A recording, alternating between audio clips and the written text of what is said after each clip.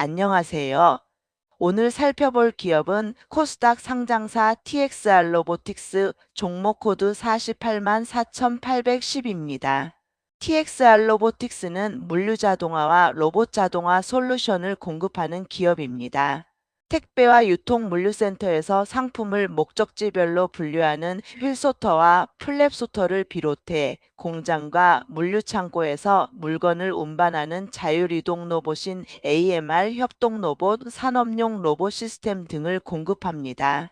회사는 2017년 설립됐으며 2024년 로봇 자동화 기업 로타를 흡수합병하면서 기존 물류자동화 사업의 산업용 로봇 사업을 결합했습니다.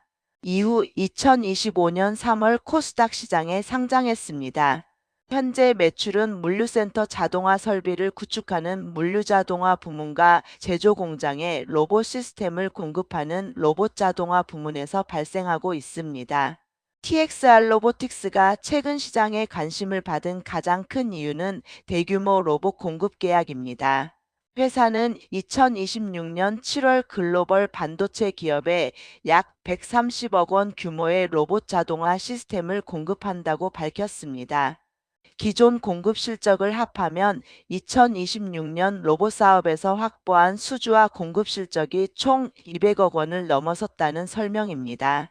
물류자동화보다 로봇 자동화 사업의 성장성이 부각되면서 주가에도 강한 재료로 작용한 것으로 볼 수 있습니다. 특히 반도체 공장은 반복적인 자재 운반과 정밀한 생산 공정 관리가 필요하기 때문에 자동화 수요가 높은 분야입니다.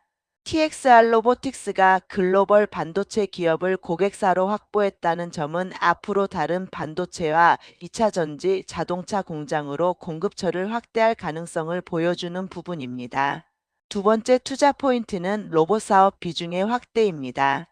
2026년 1분기 TXR 로보틱스의 매출은 약 110억 원이었습니다.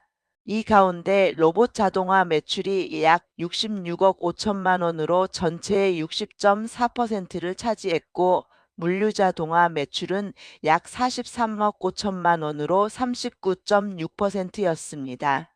과거에는 물류 자동화가 주력 사업이었지만 2026년 1분기에는 로봇 자동화 매출이 더 커진 것입니다.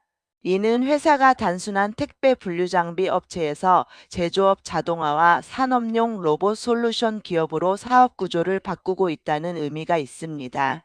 로봇 사업은 물류센터뿐 아니라 반도체, 자동차, 디스플레이, 2차 전지 등 다양한 제조 현장으로 확장할 수 있다는 점에서 성장 기대가 큽니다. 세 번째는 기존 물류자동화 사업입니다. TXR 로보틱스는 휠소터와 플랩소터 등 물류 분류 장비를 설계하고 생산하며 장비 설치부터 소프트웨어와 유지 보수까지 제공하고 있습니다. 온라인 쇼핑과 새벽 배송, 택배 물량이 증가할수록 물류센터는 더 빠르고 정확한 분류 시스템을 필요로 합니다. 회사는 상장 당시 물류자동화 약 285억 원과 로봇 자동화 약 30억 원을 합해 약 315억 원의 수주잔고를 확보했다고 설명했습니다. 다만 수주잔고는 계약된 금액이지 즉시 매출과 이익으로 잡히는 것은 아닙니다. 장비 제작과 설치, 고객사 검수 진행률에 따라 여러 분기에 나눠 매출로 인식될 수 있습니다. 이제 실적을 살펴보겠습니다.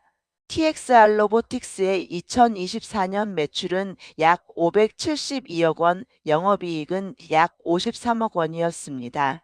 그러나 2025년에는 매출 약 566억 원과 영업손실 약 8억 원을 기록해 적자로 전환했습니다. 당기순 손실은 약 153억 원으로 확대됐습니다. 회사는 로봇 AI 연구소 개소와 연구개발 인력 확대 등 선제적인 투자로 비용이 증가했다고 설명하고 있습니다. 2026년 1분기에도 매출 약 110억 원과 영업손실 약 12억 원을 기록했습니다. 로봇 사업의 매출 비중은 커졌지만 연구개발비와 인건비, 상장 이후 사업 확대 비용 등이 이어지면서 아직 안정적인 흑자 구조를 만들지는 못한 상태입니다. 여기서 중요한 점은 수주와 실적을 구분해서 보는 것입니다. 130억 원 규모의 공급 계약은 분명 긍정적인 재료입니다. 하지만 계약 금액 전체가 한 분기에 매출로 반영되는 것은 아닙니다. 원자재와 외주 자공비, 설치 인력과 유지 보수 비용이 함께 발생하기 때문에 매출이 늘어도 이익률이 기대보다 낮을 수 있습니다. 또한 프로젝트형 자동화 사업은 고객사의 공장 건설 일정과 설비 투자 계획에 영향을 받습니다. 고객사가 투자를 연기하거나 검수를 늦추면 매출 인식 시점도 뒤로 밀릴 수 있습니다. 두 번째 위험은 고객사와 산업에 대한 의존도입니다. 대형 물류센터나 반도체 공장 계약은 규모가 크지만 특정 고객사의 주문 비중이 높아질 수 있습니다. 특정 프로젝트가 종료된 뒤 후속 계약이 이어지지 않으면 분기별 매출 변동성이 커질 수 있습니다. 따라서 단일 계약의 금액뿐 아니라 신규 고객 확보와 반복 수주 여부가 중요합니다. 세 번째는 연구개발 투자의 성과입니다. 회사는 부산 로봇융합연구소와 수도권 AI 연구조직 등을 통해 로봇 제어와 소프트웨어 역량을 강화하고 있습니다. 연구개발 투자는 장기적으로 제품 경쟁력을 높일 수 있지만 단기간에는 인건비와 비용 부담으로 이어집니다. 실제로 2025년과 2026년 1분기에 영업손실이 발생한 만큼 연구개발 성과가 추가 수주와 이익으로 연결되는지 확인해야 합니다. 마지막으로 밸류에이션도 살펴봐야 합니다. TXR 로보틱스는 상장 당시 이익을 기준으로 하는 PER보다 매출을 기준으로 하는 PSR 방식을 활용해 기업 가치를 산정했습니다. 물류자동화와 로봇 사업의 성장성을 반영한 방식이지만 결국 상장 이후에는 매출 성장뿐 아니라 이익률 개선으로 기업 가치를 증명해야 합니다. 적자가 지속되는 상황에서 로봇 산업에 대한 기대만으로 시가총액이 높아질 경우 주가 변동성도 커질 수 있습니다.